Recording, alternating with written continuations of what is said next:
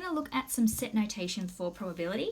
I do have another video on set notation, more to do with functions and in that section of the textbook, but this one is in the probability section. So we still use the same symbols, so A intersect B, A union B, A, there's the complement or not A.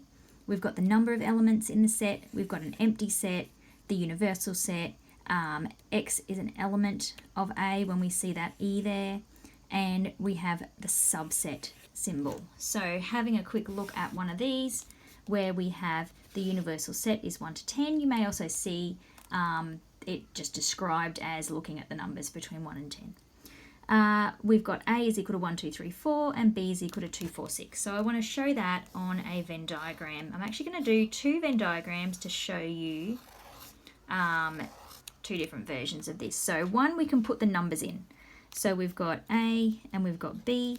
Our overlap is the 2, 4. So that's going to go in the overlap between those 2 circles. So that leaves 1 and 3 there and 2 and 6 there. We also need the rest of the numbers outside. So if we go 1, 2, 3,